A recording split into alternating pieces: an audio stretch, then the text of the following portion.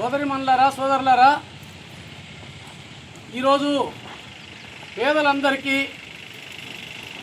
ఇంటి స్థలాలు చూపించాలని, ఇండ్ల స్థలం ఇచ్చి ఇందిరమ్మ ఇండ్లు మంజూరు చేయాలని చెప్పి, అదేవిధంగా స్థలం ఉన్న వారికి ఇందిరమ్మ ఇండ్లు తక్షణమే మంజూరు చేయాలని చెప్పి డిమాండ్ చేస్తూ ఈరోజు వామపక్ష పార్టీల ఆధ్వర్యంలోన రాష్ట్ర వ్యాప్తంగా కలెక్టర్ కార్యాలయం ముందు ధర్నా జరుగుతూ ఉంది.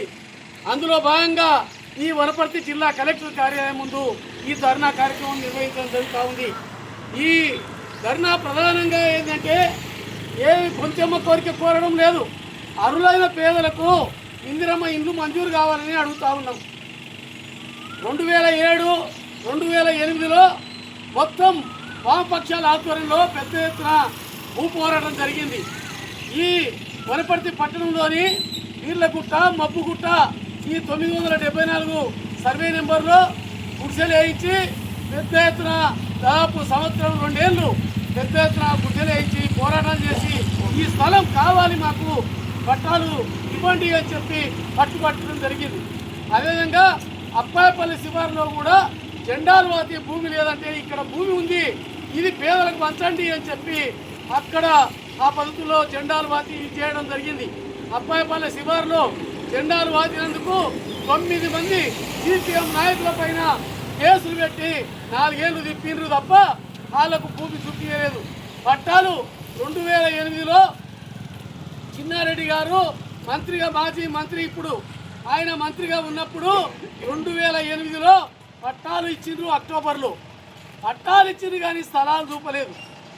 685 మందికి పట్టాలు ఇచ్చిండ్రు.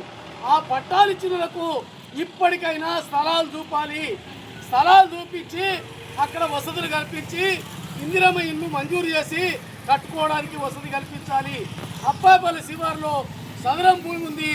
ఇప్పటికే ఎక్కడైతే మేము పోరాటాలు చేసి ఈ భూమి చూపించినామో అక్కడంతా కూడా డబుల్ బెడ్రూమ్ ఇల్లు మంజూరు చేసి కట్టిండ్రు. ఇప్పుడు 974 సర్వే నెంబర్లోన వీర్లగుట్టలో డబుల్ బెడ్రూములు కట్టిండ్రు. కానీ ఇప్పటికీ స్థలం చాలా ఉంది. అదేవిధంగా మా మబ్బుగుట్టలో స్థలం చాలా ఉంది. అప్పాయపల్లి శివారులో కూడా డబుల్ బెడ్రూములు కట్టిండ్రు, అయినా స్థలం ఉంది.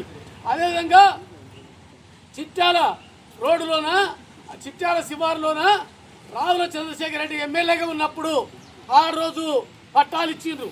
తర్వాత చిన్నారెడ్డి స్థలాలను చిన్నగా చేసిండ్రు, కానీ ఇప్పటి వరకు ఆ స్థలాలు చూపించలేదు.